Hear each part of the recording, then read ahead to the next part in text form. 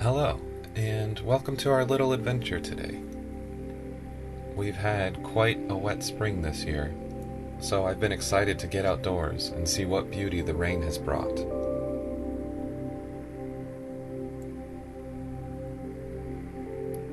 There are many creeks and streams caused by the rain.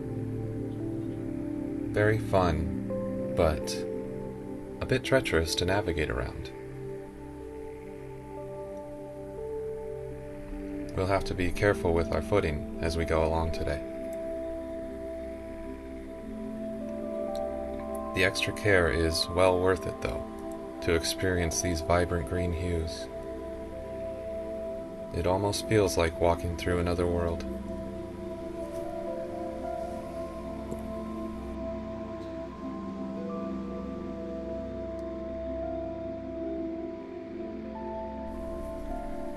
And after rainfall around these parts, you always have to be on the lookout for some little friends.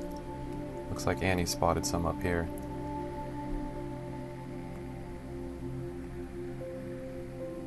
Some beautiful mushrooms growing alongside this log. Just look at those gills, they're absolutely gorgeous. Which leads us to the main focus of today's adventure. This awesome mushroom statue. I don't know the history behind it, but when I saw it last year, I knew I would have to return to paint it. I like to work in an ink and wash style, and today I was excited to try out a brand new Faber-Castell Sepia fine liner I just purchased earlier. It was hard to stay on focus though with all the beautiful growth around us. Look at the moss on this old tree, absolutely stunning.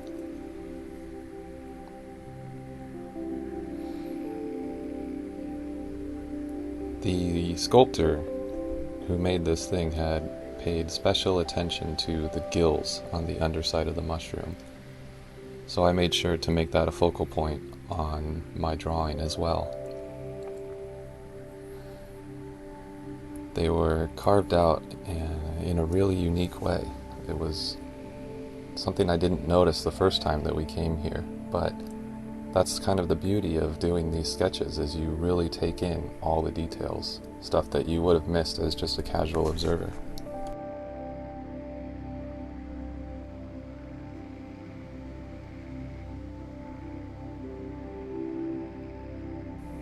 I'm paying quite a bit of attention to these gills, really focusing on the weight of my fine liner, getting lots of the shading in with the ink itself.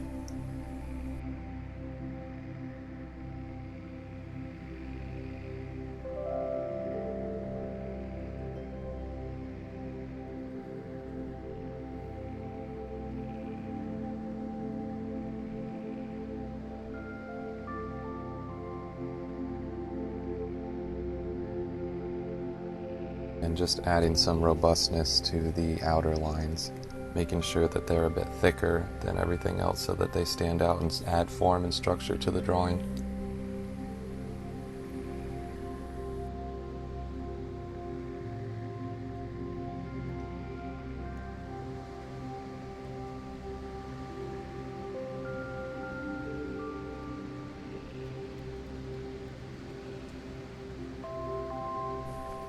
I also wanted to capture this little fallen log that was off to the side of the mushroom house,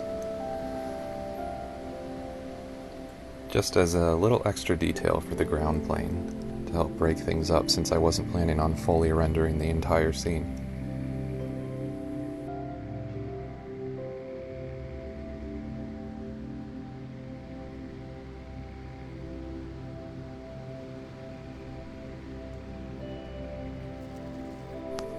We were starting to get a little cold at this point, and I'm a bit of a fair weather sketcher, so I decided to save the watercolor for later on in my studio, and we packed up our stuff and headed further along the trail.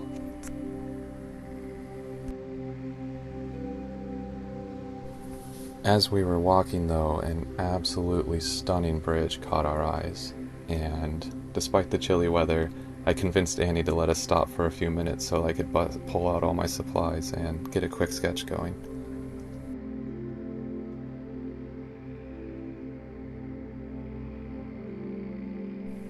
Here you can see that I had also bought the, I believe it's sanguine color of the Faber-Castell fine liner. So I was excited to try this one out today as well. It was my first time using it, and it was very fun to work with for a quick little sketch like this. I didn't get to finish the entire bridge, but I got a good decent chunk of it done. With frigid hands, we decided to pack up once again and say goodbye to the nature on this hike. Annie had found a tiny robin's egg and some beautiful flowers that she wanted to share. I am back in my studio now, ready to do the watercolor portion of this ink and wash drawing, painting, however you'd like to call it. I don't normally start with a wet on wet, but in this case I wanted to make sure the blue stone that the mushroom is made out of was really pushed far back into the background. I wanted the moss to be the shining focal points of this piece.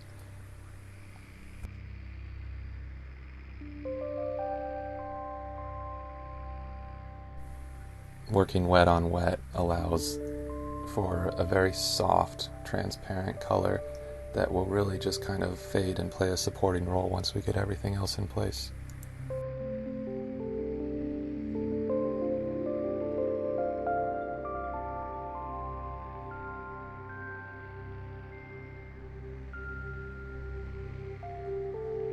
A little bit of drying time later, and I'm going in with some pretty bold yellows to start off with the moss. There was a lot of sunshine today, and I really wanted to capture that.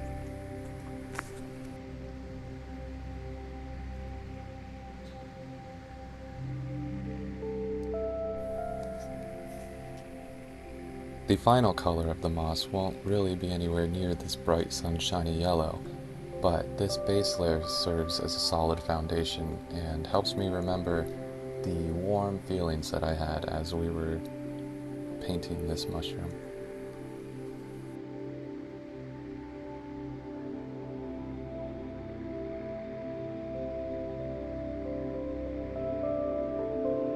As the yellow is still wet, I start laying in some brighter greens on top of that to give it a more mossy appearance and feel.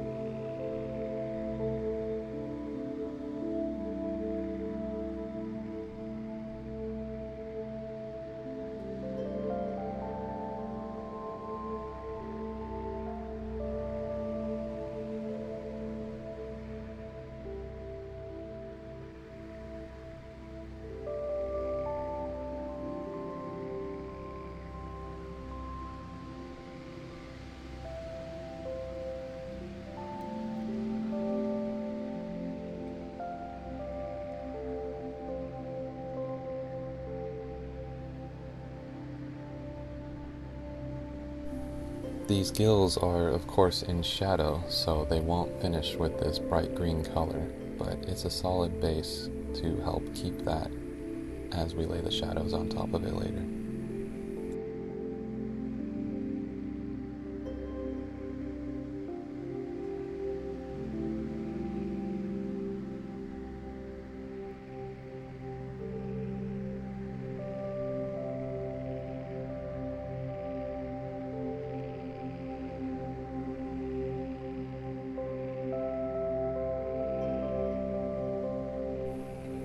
I was very excited to work on this big, swooping shadow shape that was cast by the cap of the mushroom. It was probably my favorite part of this piece.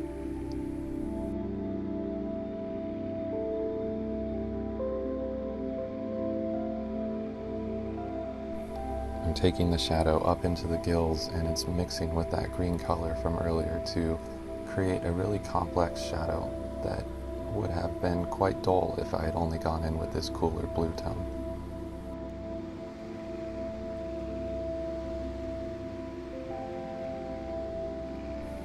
As I went over the window, it reactivated quite a bit of the color that was already there, washing out some of the line work. So once everything's dry, I'll go back in with the fine liner and just reinvigorate those lines.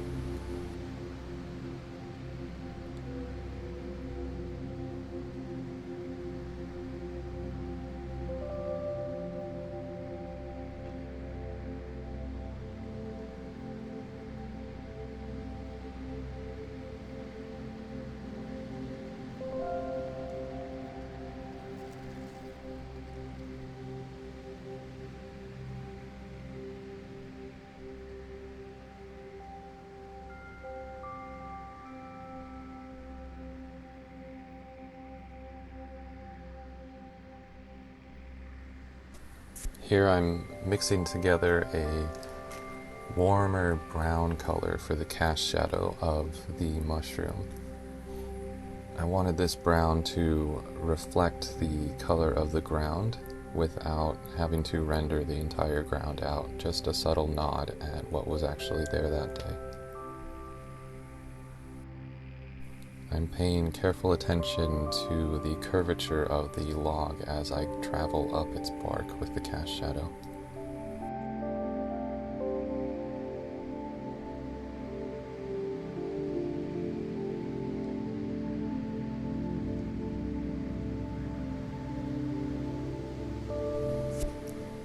This mushroom sculpture had a little drainage hole on the side to let some of the rainwater out on days like today, and it created a fun little puddle nearby.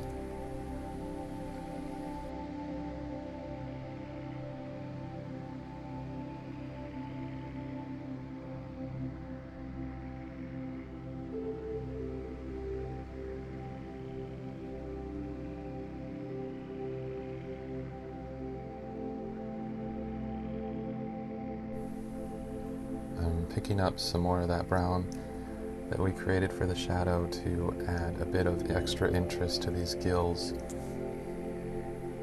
The sculptor paid such close attention to them that I wanted to give them the same treatment.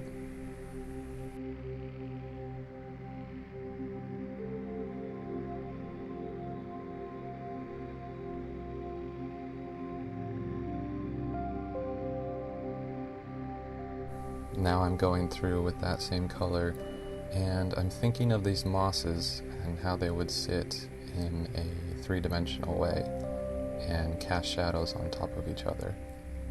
So I'm going in to delineate those forms and just help them to pop out a little bit.